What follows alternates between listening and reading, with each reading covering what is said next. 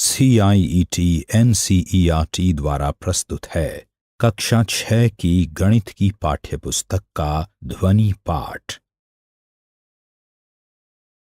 अध्याय 12 अनुपात और समानुपात। पृष्ठ 264। 12.1 भूमिका। हमारे दैनिक जीवन में अनेक बार हमें दो एक जैसी राशियों की तुलना करनी पड़ती है। उदाहरणतः अवनी और शैरी ने अपनी स्क्रैप फाइल के लिए फूल इकट्ठे किए। अवनी ने 30 और शैरी ने 45 फूल इकट्ठे किए। हम कह सकते हैं कि शैरी ने अवनी से 45 घटा 30 बराबर 15 फूल अधिक इकट्ठे किए। यह अंतर द्वारा तुलना की एक विधि है। रहीम का कद 150 सेंटीमीटर और अवनी का 140 सेंटीमीटर है। इस प्रकार रहीम का कद अवनी से 150 सेंटीमीटर घटा 140 सेंटीमीटर बराबर 10 सेंटीमीटर अधिक है। यदि हम एक चींटी और एक टिड्डे की लंबाई की तुलना करना चाहें तो अंतर द्वारा इस तुलना को दिखाना उचित नहीं होगा। टिड्डे की लंबाई 4 सेंटीमीटर से 5 सेंटीमीटर होती है, जो कि चींटी की लंबाई से बहुत लंबी है, क्योंकि चींटी की लंबाई कुछ मिलीमीटर ही होती है।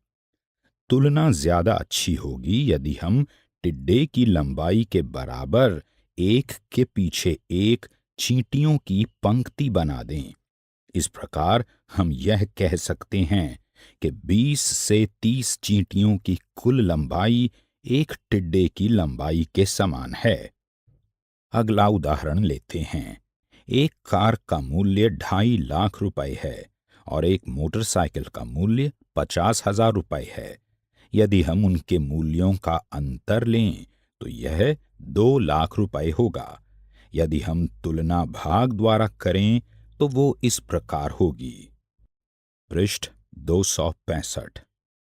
2.5 लाख बटा 50,000 बराबर 5/1।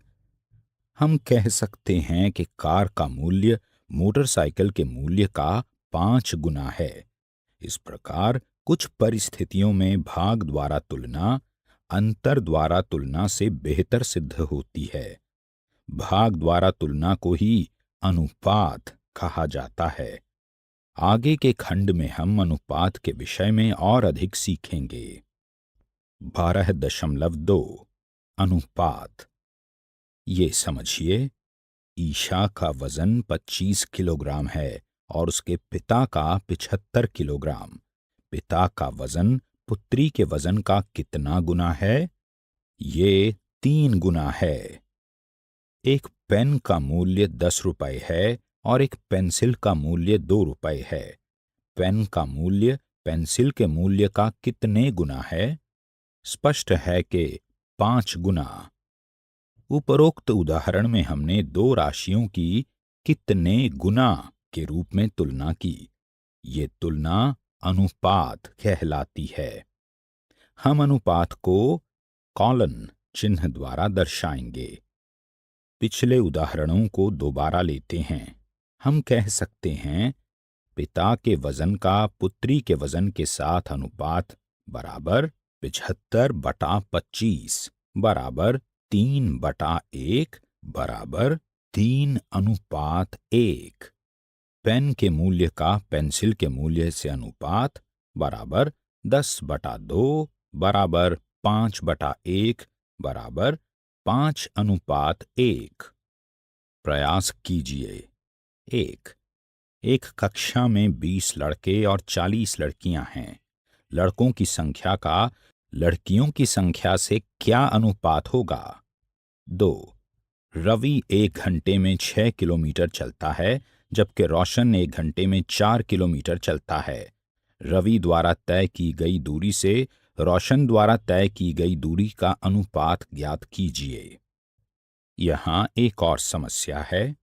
एक कक्षा में 20 लड़के तथा 40 लड़कियां हैं। अनुपात ज्ञात कीजिए। ए लड़कियों की संख्या का कुल विद्यार्थियों से बी लड़कों की संख्या का कुल विद्यार्थियों से। सर्वप्रथम हमें कुल विद्यार्थियों की संख्या की आवश्यकता है, जो कि इस प्रकार है। लड़कियों की संख्या जमा लड़कों की संख्या बराबर 20 जमा 40 बराबर 60।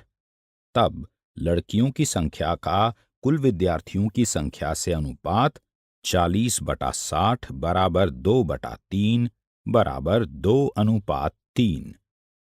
भाग बी का हल इसी प्रकार निकालिए। पृष्ठ 266। एक उदाहरण और लेते हैं। घर में पाई जाने वाली छिपकली की लंबाई 20 सेंटीमीटर है और मगरमच्छ की लंबाई 4 मीटर। मैं तुमसे 5 गुनी लंबी हूं, छिपकली ने कहा। जैसा कि हम समझ सकते हैं कि यह बिल्कुल गलत है। एक छिपकली की लंबाई मगरमच्छ की लंबाई से 5 गुना नहीं हो सकती। तो गलती कहाँ है? ध्यान से समझें तो छिपकली की लंबाई सेंटीमीटर में है और मगरमच्छ की लंबाई मीटर में दी गई है। अतः हमें उनकी लंबाइयों को एक जैसी इकाइयों में बदलना होगा। मगरमच्छ की लंबाई बराबर 4 मीटर बराबर 4 गुणा 100 बराबर 400 सेंटीमीटर। अतः मगरमच्छ की लंबाई का छिपकली की लंबाई से अनुपात इस प्रकार होगा, बराबर 400/20 बराबर 20/1 बराबर 20:1। और यहाँ एक चित्र है जिसमें मगरमच्छ छिपकली से कह रहा है, मैं बड़ा हूं, तुम छोटे हो।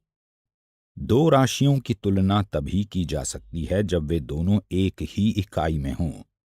छिपकली की लंबाई का मगरमच्छ की लंबाई से अनुपात क्या होगा? यह होगा 20/400 बराबर 1/20 बराबर 1:20। ध्यान दीजिए कि 1:20 और 20:1 दोनों एक दूसरे से भिन्न हैं। 1:20 छिपकली की लंबाई का मगरमच्छ की लंबाई से है और 20:1 मगरमच्छ की लंबाई का छिपकली की लंबाई के साथ है। एक और उदाहरण देखते हैं। पेंसिल की लंबाई 18 सेंटीमीटर है और इसका व्यास 8 मिलीमीटर है। पेंसिल के व्यास का उसकी लंबाई के साथ अनुपात क्या होगा? व्यास तथा लंबाई दोनों की इकाई अलग दी हुई है, अतः उन्हें समान इकाई में बदलने की आवश्यकता है। पेंसिल की लंबाई बराबर 18 सेंटीमीटर बराबर 18 गुणा 10 मिलीमीटर बराबर 180 मिलीमीटर। पेंसिल के व्यास का उसकी लंबाई के साथ अनुपात बराबर 8/180 बराबर 2/45 बराबर 2:45। पृष्ठ 267। प्रयास कीजिए। 1. सौरभ घर से स्कूल पहुंचने में 15 मिनट लेता है और सचिन 1 घंटा लेता है। सौरभ द्वारा लिए गए समय और सचिन द्वारा लिए गए समय का अनुपात ज्ञात करो। 2. एक टॉफी का मूल्य 50 पैसे है और एक चॉकलेट का 10 रुपए। टॉफी के मूल्य का चॉकलेट के मूल्य से अनुपात ज्ञात कीजिए। 3. एक स्कूल में एक वर्ष में 73 छुट्टियां बनती हैं। छुट्टियों का वर्ष के कुल दिनों के साथ अनुपात ज्ञात कीजिए। कुछ और ऐसी ही परिस्थितियों के विषय में सोचिए जहां आपको दो समान राशियों की तुलना करनी पड़े और दोनों राशियों की इकाइयां भिन्न हों। हम अनुपात की संकल्पना का प्रयोग दैनिक जीवन की बहुत सी परिस्थितियों में बिना जाने ही करते हैं। आकृति ए तथा बी की तुलना करें। आकृति बी आकृति ए से ज्यादा वास्तविक लगती है। क्यों? प्रश्न के साथ ही दो आकृतियां दी गई हैं जिनमें दो अलग लड़कों की तस्वीरें हैं। आकृति ए में टांगें बाकी शरीर की तुलना में लंबी हैं। ये इसलिए है कि हम टांगों की शरीर के अन्य हिस्सों से तुलना में एक खास अनुपात की आशा रखते हैं।